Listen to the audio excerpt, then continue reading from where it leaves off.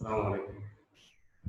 প্রিয় শিক্ষার্থী বন্ধুরা, আজকে এই মুহূর্তে আমার সামনে যারা উপস্থিত তারা নিশ্চয়ই অনেক ভালো আছে। আশা করি আরো ভালো থাকবে। বরাবরের মতো আজকে আমি তোমাদের সামনে নিয়ে আসছি এসএসসি ফিজিক্সের দ্বিতীয় অধ্যায়ের গতির সমীকরণ, more importance of the chapter, equations of motion. গতির সমীকরণগুলো শুধু আমরা জানলেই হবে না, অর্থাৎ আমি জেনে আসলাম v equal you plus a t, s equal u t plus half a t square, ইত্যাদি ইত্যাদি যে চারটা সমীকরণ আছে আমরা জেনে আসলাম, ঠিক আছে। বাট কখন কোথায় কোনটা প্রয়োগ করব যদি আমরা এটা না বুঝতে পারি তাহলে কিন্তু এই জানার কোনো মানে নেই। তাই আজকে আমি তোমাদের সামনে এই যে চারটি সমীকরণের সাথে একটু সম্পর্কযুক্ত কথাগুলো বলবো যে কখন আমরা কোনটা ইউজ করব। প্রথমে আমি মূল মেইন টপিকস লিখে রেখেছি গতির সমীকরণ সম্পর্কিত ইকুয়েশনস অফ মোশন। প্রথমটাই হলো V equal you plus A T, s equal u plus v by 2 into t, s equal ut plus half a t square, v square equal u square plus 2as। এখানে যে সমীকরণগুলো আছে তার প্রত্যেকটাই কিন্তু এই শব্দগুলো s u v a t এই প্রত্যেকটার সাথেই সম্পর্কযুক্ত। সুভাট আমরা এটাকে বলে থাকি, সুভাট এটা সরল, আদিবেগ,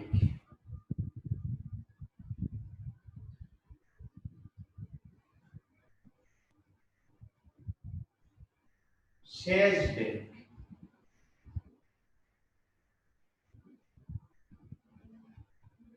এটা ত্বরণ, এটা সময়, অথবা আমরা এটাকে বলে থাকি গতিকাল। গতিকাল এটার আরেকটা নাম আছে, এটা হলো একটু সমস্যা হবে, এভাবে প্রারম্ভিক বেগ, প্রারম্ভিক বেগ।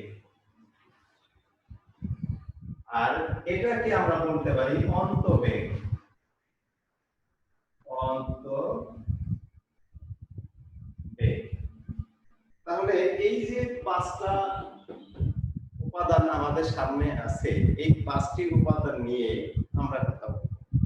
এই পাঁচটি উপাদানের প্রত্যেকটার সাথে সম্পর্কযুক্ত আমার এই যে চারটি সমীকরণ, এই চারটি সমীকরণের মধ্যে এই পাঁচটি উপাদানের যে কোনো চারটি রাশির সাথে সম্পর্কযুক্ত হবে।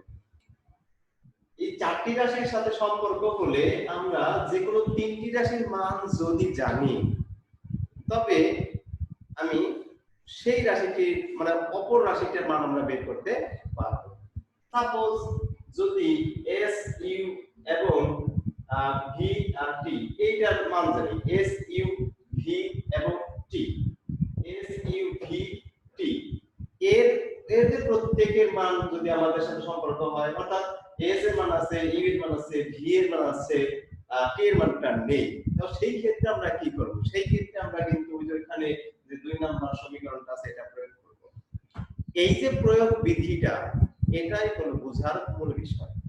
আমরা সূত্রটা দেখলাম, হ্যাঁ বইতে তো আছে, সুন্দর করে বইতে লেখা আছে, তো মুখস্থ করে নেব। বাট এখানেই আমাদের প্রবলেম। যদি আমি মুখস্থ করি তাহলে সেই ক্ষেত্রে কেমন হয় বিষয়টা? যদি মুখস্থ করি তাহলে মুখস্থর মতোই থাকবে, আমি জানি এটা। যদি আমার কোনো ফ্রেন্ড আমাকে বলে দেয় যে দোস্ত এই যে 1 নম্বর সমীকরণটা প্রয়োগ হবে এখানে, তখন আমি ওটা প্রয়োগ করতে পারবো যদি মুখস্থ করি। আর যদি বুঝি যে এটা কখন আমি প্রয়োগ করব, তাহলে কিন্তু আমি বুঝে ওই উপাদানগুলো অর্থাৎ রাশিগুলো লিখেই আমি এটা বলতে পারবো যে এই সমীকরণটা এখানে প্রয়োগ হবে। আচ্ছা, এরপরে আমরা পরের অংশে চলে যাচ্ছি। দেখি এখানে এই যে 5টি রাশি, এই 5টি রাশির সাথে এখন একটা একটা করে আমরা সম্পর্ক করব। প্রথমেই আছে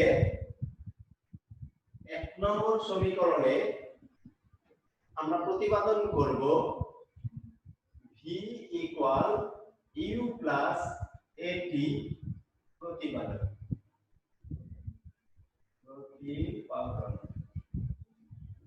এটা আমরা প্রতিপাদন, এই সম্পর্কটা আমরা প্রতিপাদন করব। যদি মনে করে নিচ্ছি, এখন মনে করছি যে একটি বস্তুর উপর একটি বস্তু আদিবেগ u নিয়ে চলছে। আদিবেগ u নিয়ে a সুষম ত্বরণে চললো, a সুষম ত্বরণে চলে এই পর্যন্ত আসলো। এখানে তার আসতে সময় লাগলো t সেকেন্ড, t সেকেন্ড সময় লাগলো। u আদিবেগ মিটার পার সেকেন্ড, u আদিবেগ নিয়ে এখানে এসে তার বেগ v হলো, v মিটার পার সেকেন্ড হলো। তাহলে এই ক্ষেত্রে তার আদিবেগ আছে, সময় আছে, শেষ বেগ আছে। ত্বরণটা কি আমরা কি জানি? সময়ের সাথে অসময়ের বেগের পরিবর্তনের হারকেই ত্বরণ বলে। তাহলে এই ক্ষেত্রে টি সময় বেগের পরিবর্তনটা কি? বেগের পরিবর্তন, তাহলে শেষ বেগ থেকে আদি বেগটা বিয়োগ করতে হবে। তাহলে আমরা লিখব সুতরাং টি সময়ে বেগের পরিবর্তন, টি সময় বেগের পরিবর্তনটা কি হবে? তাহলে v মাইনাস u, এটা হলো বেগের পরিবর্তন হবে। তাহলে যেহেতু আমরা জানি বেগের পরিবর্তনের হার ত্বরণ, বেগের পরিবর্তনের হারকেই আমরা ত্বরণ বলে থাকি। তাহলে ত্বরণ যদি a হয়, তাহলে আমরা জানি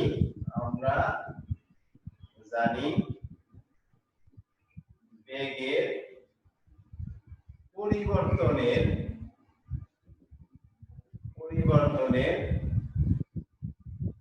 হারকে ত্বরণ বলে। তাই বেগের পরিবর্তনের হারকে যদি ত্বরণ বলে থাকে, তাহলে ত্বরণ a সমান আমরা লিখতে পারি ত্বরণ a equal v minus u by t। এখান থেকে আমরা এটাকে যদি r এ গুণ করে দেই, তাহলে হবে v minus u equal at, এটা আমরা লিখতে পারি। এরপরে আমরা লিখতে পারি কি, তাহলে v equal u plus at। এটা খুব সহজ একটা সমীকরণ। এই যে এই ইউটা যদি আমি ডান পাশে নিয়ে নেই, তাহলে এই ক্ষেত্রে আমার সমীকরণটা কি হবে? বড় হয়ে যাবে। অর্থাৎ এখানে u প্লাস at, এখানে প্লাস হয়ে যাবে, এটা মাইনাস ছিল, এটা প্লাস হয়ে যাবে ডান দিকে হয়ে গেল। তাহলে আমার এখানে প্রথম সমীকরণটি প্রতিপাদন। এখন এই ক্ষেত্রে বিশেষ ক্ষেত্র হলো, যদি আমার এখানে ইউটা আদিবেগ আমার ছিল, আদিবেগ কি ছিল? শূন্য। যেটা আদিবেগ ছিল শূন্য, স্থির অবস্থান থেকে যদি হয়ে থাকে, বস্তুটি যদি স্থির অবস্থান থেকে যায়, তাহলে তার আদিবেগটা কি থাকবে? শূন্য থাকবে। আমি তাহলে এখানে কি লিখতে পারি? লিখে নিতে পারি এখানে, যদি বস্তুটি স্থির অবস্থান থেকে যাত্রা শুরু করে, যদি বস্তুটি স্থির অবস্থান থেকে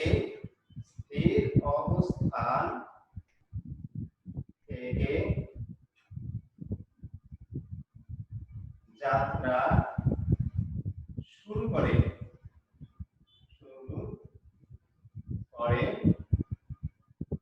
তবে v ইকুয়াল u, তবে u ইকুয়াল 0। এবং v ইকুয়াল a t, তখন u সমান 0 এবং v ইকুয়াল কি হবে, at হবে। এই ক্ষেত্রে ত্বরণ একটি নির্দিষ্ট সংখ্যা, ধ্রুব সমত্বরণে যেহেতু সুসমত্বরণ, তাহলে ত্বরণের কোনো পরিবর্তন হবে না এই সময়, এই গতিকালে যেহেতু ত্বরণের কোনো পরিবর্তনটা হচ্ছে না, সো আমরা বলতে পারি যে এই অংশ থেকে ত্বরণ যেহেতু ধ্রুব, অতএব এই সমীকরণ থেকে আমরা বলতে পারি ত্বরণ সুষম হওয়ায় আমরা পাই v is proportional t, আমরা এটা পাই v is proportional t। তাহলে এই যে v is proportional t পাইলাম, তাহলে v is proportional t টা কি, এটা কেমন জিনিস? অর্থাৎ এখানে বেগ সময়ের সমানুপাতিক, বেগ সময়ের সমানুপাতিক, সময় যত বৃদ্ধি পাবে বেগ তত বৃদ্ধি পাবে, সময় যত বৃদ্ধি পাবে বেগটা তত বৃদ্ধি পাবে। তো এই যে আমরা এই অংশে বুঝতে পারলাম যে v equal u plus at, এখান থেকে আমরা কয়েকটা অংশে বিভক্ত করতে পারি। প্রধান বিষয়টা হচ্ছে আমরা এটা হলো সমীকরণ, এই সমীকরণটার প্রয়োগের ক্ষেত্রে আমাকে কি করতে হবে, আদিবেগ থাকতে হবে, এর সমত্বরণ থাকতে হবে, আর হলো সময় বা গতিকাল থাকতে হবে। এই যে বিষয়গুলো, এগুলা যদি সবগুলো থাকে তাহলে আমি এই সমীকরণটা প্রতিপাদন করতে পারবো। এরপরেই আসছে আমাদের গতির দ্বিতীয় সমীকরণে, যেখানে গতির দ্বিতীয় সমীকরণ, এটা এখন আমরা প্রমাণ, এটা হয়ে গেছে আমাদের। আমরা 2 নম্বর সমীকরণটা প্রতিপাদন করব। 2 নম্বর সমীকরণটা কি, এখানে আমাদের আগের মতোই একটি বস্তু চলছে, তার ত্বরণ আছে, সেই ক্ষেত্রে বস্তুটির আদিবেগ এবং শেষ বেগের সাথে একটা সম্পর্ক হবে। এই ক্ষেত্রে আমাদের কি কাজ আছে, মনে করতে পারি যে আমরা প্রতিপাদন করব কি, সেটা একটু লিখে নেই আগে। s equal u plus v by 2 into t, এটা প্রতিপাদন করব, এই সমীকরণটি প্রতিপাদন করব। তাহলে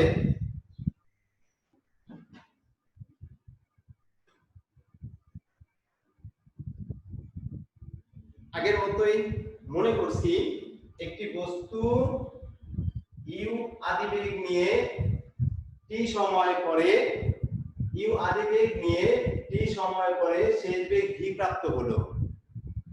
এই ক্ষেত্রে কোনো ত্বরণ নেই, ত্বরণের কোনো কথা উল্লেখ নেই। সুষম ত্বরণ যদি আমি বলে থাকি যে এখানে সুষম ত্বরণ আছে, কারণ ত্বরণ না থাকলে আমার এইখানকার বস্তু এখানে যেতেই পারবে না।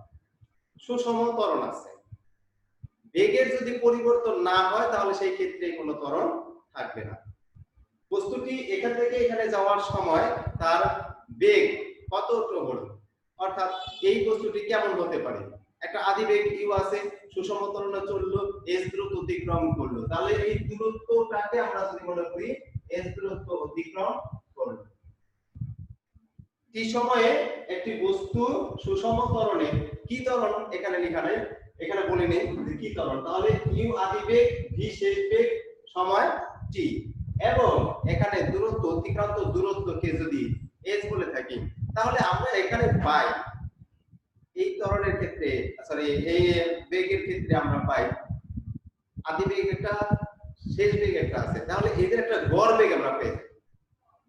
তাহলে এই যে গড় বেগটা কেমন হবে, আদিবেগ ও শেষ বেগের গড় মানে সমান হবে। তাহলে গড় বেগটা আমরা লিখি কি, গড় বেগ সমান v plus u plus v by 2, এটা হলো গড় বেগ। আমরা জানি গড় বেগ সমান, আমরা জানি গড় বেগ সমান সরণ বাই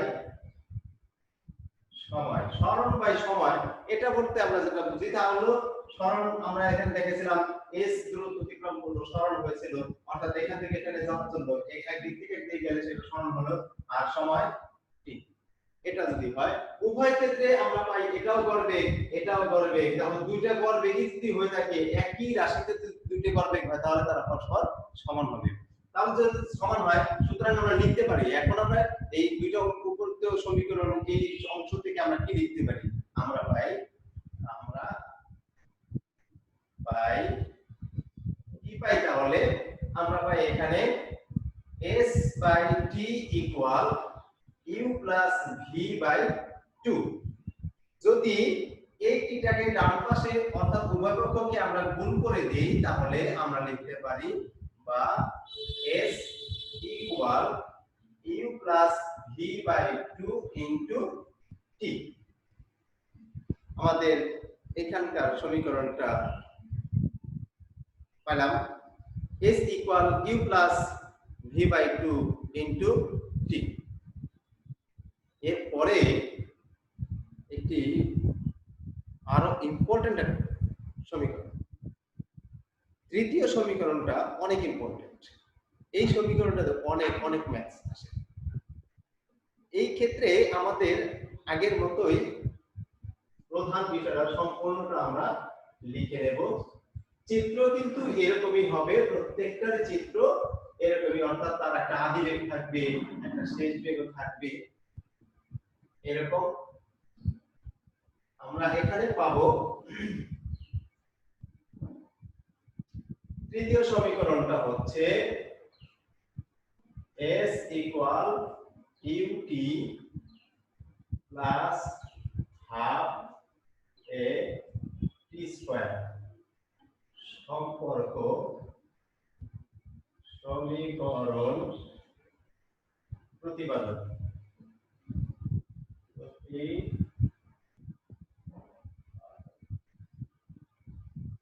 এই সমীকরণটা আমরা প্রতিপাদন করব।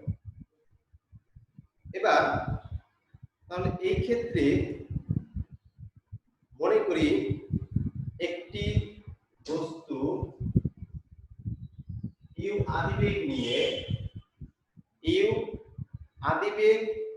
নিয়ে a সুষম ত্বরণে v অর্থাৎ a সুষম ত্বরণে t সময় পরে শেষ বেগ v প্রাপ্ত করলো। এইখানকার বেগটা তাহলে v, সময়টা কতটুকু লাগলো t, এদিকে যাচ্ছে। এখানে দিক অবশ্যই উল্লেখ করতে হবে। বস্তুটি যদি মোট এই t সময়ে s দূরত্ব অতিক্রম করে, অর্থাৎ আমরা তাহলে এখান থেকে এই পর্যন্ত দূরত্বকে s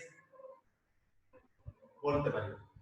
যদি তার সরণ s হয় তাহলে অতিক্রান্ত দূরত্ব বা অতিক্রম করলো যে সরণ s, এখান থেকে আমরা পাবো বস্তুটির একটা গড় বেগ। তাহলে এই ক্ষেত্রে বস্তুর গড় বেগটা কি, গড় বেগটাকে আমরা যদি লিখি যে v গড় বেগ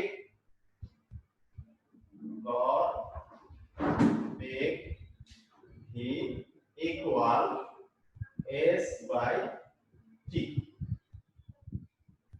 এখানে আমরা লিখতে পারি এরপরে বা s equal v t, s equal v t।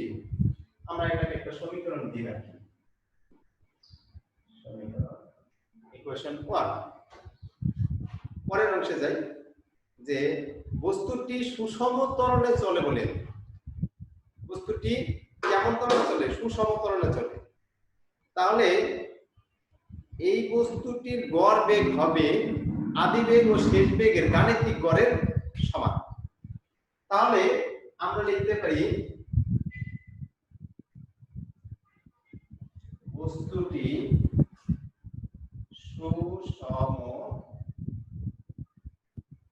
ত্বরণে চলে বলে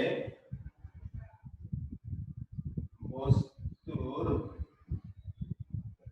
গড় বেগ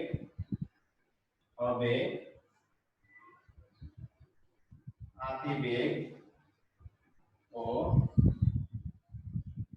শেষ বেগের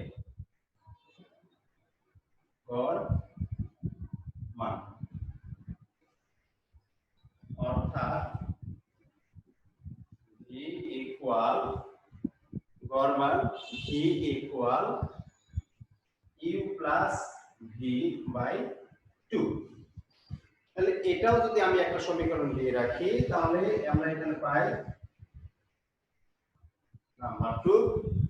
এখানে দুইটার একই যদি হয়, গড় মান যদি হয়ে থাকে দুইটার একই রকম, তাহলে আমরা এখান থেকে কিন্তু লিখতে পারি এই যে এই মানটা আমি এখানে বসিয়ে দিব। বসিয়ে দিলে কি হবে, 1 নং সমীকরণে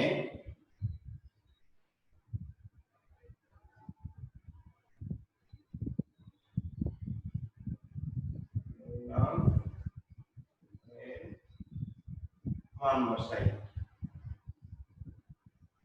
কি হবে তাহলে, s equal u plus v by 2 into t। এটা কিন্তু আমরা আগের সমীকরণ এভাবে প্রমাণ করেছি। এখন তাহলে কি করব, এরপরে আমরা কিন্তু এখান থেকে আলাদা আলাদা করে লিখতে পারি। সেটা কেমন জিনিস, আমরা ত্বরণের সম্পর্ক থেকে জেনেছি ত্বরণ a সমান, এখন যদি লিখি এটা সমীকরণ দিয়ে একটু ঠিক, আবার ত্বরণ a সমান v minus u by t। তাহলে এখান থেকে আমরা যদি লিখি t এর মানটা হবে কত, তাহলে t equal v minus u by a, এটা কিন্তু আমরা লিখতে পারি। তাহলে এই অংশ থেকে আমরা লিখতে পারি এটা, যদি লিখি এইরকম তাহলে v equal v minus u equal at, এটাও লিখতে পারি। আবার এখান থেকে লিখতে পারি v equal u plus at। এই সমীকরণটা আমরা পড়েছি 1 নম্বরে। এখন এটা মানটা আমি কোথায় বসাবো, মানটা এখানে বসিয়ে দিতে পারি, এই যে এখানে বসাবো 3 নং হতে পারে। উপরেরটা একটু মুছে দিই, লিখেছো সবাই।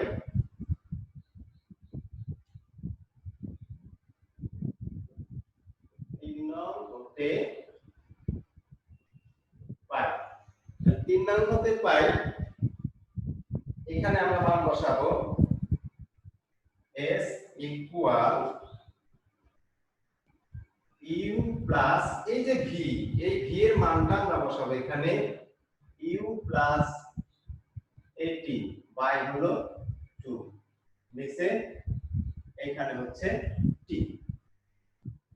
এখন কি করব, এটাকে আমরা যদি আড়াআড়ি গুণ করে দেই তাহলে 2s হবে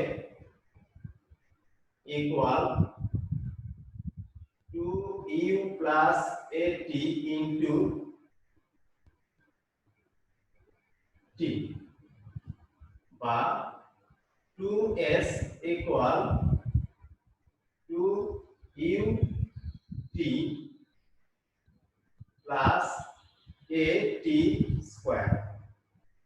উভয়কেই যদি আমরা 2 দিয়ে ভাগ করে দিই তাহলে 2 equal 2ut by 2 plus at square by 2।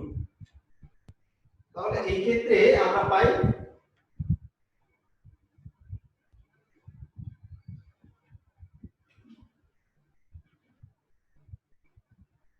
এই অংশের থেকে আমরা লিখতে পারি তাহলে s equal ut plus half a t square. আমাদের এখানকার সমীকরণটা এই পর্যন্তই। এই ক্ষেত্রে আমরা যদি বলি বস্তুটির আদি বেগটা 0 ছিল, অর্থাৎ আদি বেগটা স্থির অবস্থান থেকে শুরু হয়েছিল, তাহলে আদি বেগ যদি 0 হয় তাহলে এর মানটা 0 হয়ে যাবে। তাহলে ইউ যদি 0 হয় তাহলে এর পুরো অংশটাই 0 হয়ে যাবে। তাহলে আমরা লিখতে পারি কি s = half a t square লিখতে পারি। এই ক্ষেত্রে যদি আদি বেগ 0 হয়, যদি আদি বেগ u সমান 0 হয়, তবে s = half a t square. এখন দেখতে পাচ্ছি এখানে এই যে অংশটা, যেহেতু হাফ একটা ধ্রুব সংখ্যা আর এ সুষম ত্বরণ, যদি এ সুষম ত্বরণ হয়ে থাকে এটাও তাহলে ধ্রুবক হিসেবে আমরা নিতে পারি। অতএব এই দুইটা অংশ থেকে আমরা লিখতে পারি, আমরা পাই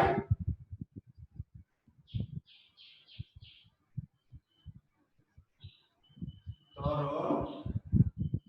ধ্রুব হলে s প্রপোর্শনাল t স্কয়ার। তো s is proportional t square আমরা পেলাম। এটার মানেটা কি? স্থির অবস্থান থেকে, এটা কখন হবে?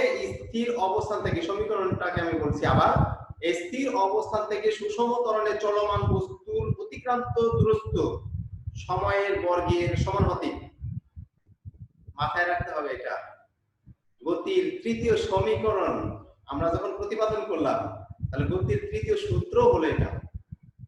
গতির তৃতীয় সূত্র এটা। স্থির অবস্থান থেকে সুষম ত্বরণে চলমান বস্তুর অতিক্রান্ত দূরত্ব সময়ের বর্গের সমানুপাতিক।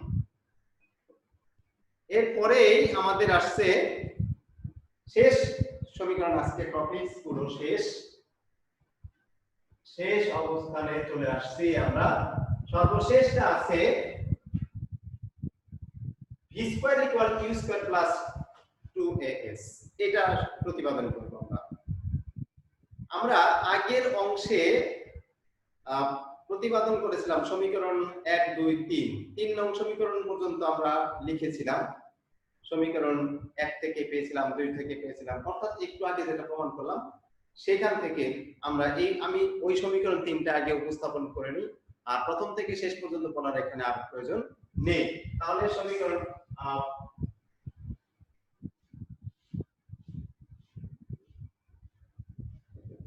তৃতীয় সমীকরণ হতে কি পেয়েছিলাম আমরা? ওখানে পেয়েছিলাম s ইকুয়াল v/t সমীকরণ 1। আরো পেয়েছিলাম v ইকুয়াল, এটা গড় বেগের ওখানে পেয়েছিলাম u প্লাস v/2, এটাও পেয়েছিলাম গড় বেগ। এরপরে আমরা পেয়েছিলাম, এরপরে আরেকটা জিনিস, এই দুইটাকে একসাথে করে আমরা যেটা পেয়েছিলাম সেটা হলো s equal u plus v/2 into t। এটাও আমরা পেয়েছিলাম। এই যে তিনটা সমীকরণ, এই তিনটা সমীকরণ কিন্তু আমি ওখান থেকে জানি। এবার এই তিনটি সমীকরণের ক্ষেত্রে আমরা জানি সময়ের সাথে অসমবেগের পরিবর্তনের হারকে ত্বরণ বলে। ত্বরণের ক্ষেত্রে আমরা পাই, আমরা জানি সময়ের সাথে অসমবেগের পরিবর্তনের হারকে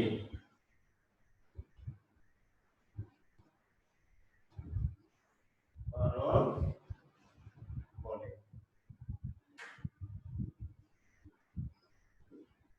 তাহলে ত্বরণ a সমান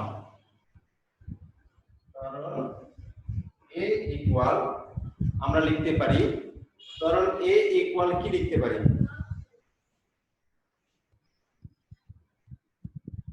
v মাইনাস u বাই 2,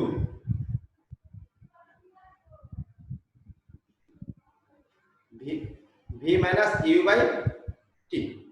এই সমীকরণ থেকে আমরা t এর একটা মান বের করতে পারি, বা আমরা লিখতে পারি t equal v minus u by a, এটা লিখতে পারি। তাহলে এই মানটা আমরা কিন্তু এখানে বসাইতে পারি, 3 নং হতে পাই, 3 নং হতে পাই।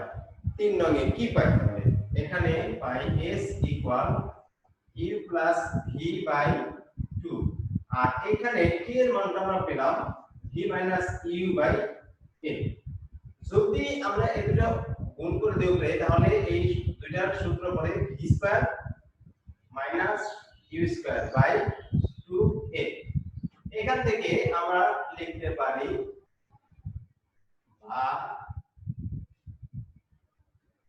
v square equal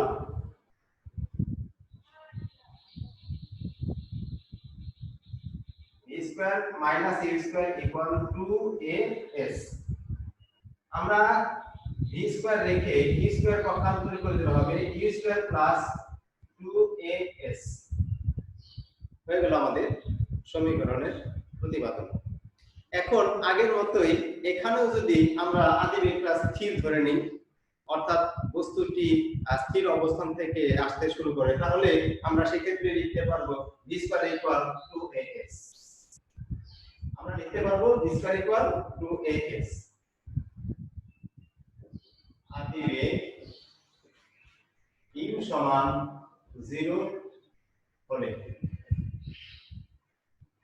s equal v square equal 2as, v square equal 2as, এটা পেলাম।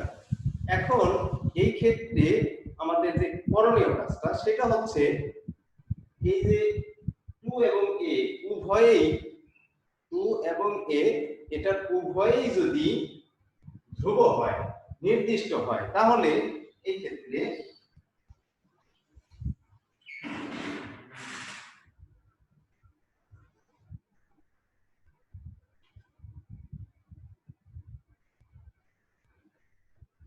a সুষম ত্বরণ বলে v square equal v square proportional s, এটা লিখতে পারি। বা আমরা এরপর লিখতে পারি v প্রপোর্শনাল রুট s। এখানে এটার তাহলে সমীকরণটা কি হবে, অর্থাৎ চতুর্থ সমীকরণটা কি, স্থির অবস্থান থেকে সুষম ত্বরণে, স্থির অবস্থান থেকে, কেন স্থির হলো, ইউ আদি বেগ শূন্য ধরেছিলাম, তাই স্থির অবস্থান থেকে সুষম ত্বরণে এ ত্বরণ সুষম ধরেছিলাম। স্থির অবস্থান থেকে সুষম ত্বরণে বস্তুর যে কোনো সময়ের বেগ, বস্তুর যে কোনো সময়ের বেগ বস্তুর অতিক্রান্ত দূরত্বের বর্গমূলের সমানুপাতিক, বস্তুর অতিক্রান্ত দূরত্বের বর্গমূলের সমানুপাতিক। আল্লাহ হাফেজ। আশা করি আজকের এই কথাগুলো সবাই খুব মনোযোগ দিয়ে শুনেছ, যতটুকু এখান থেকে তোমার উপলব্ধি করো ইনশাআল্লাহ। আসসালামু আলাইকুম।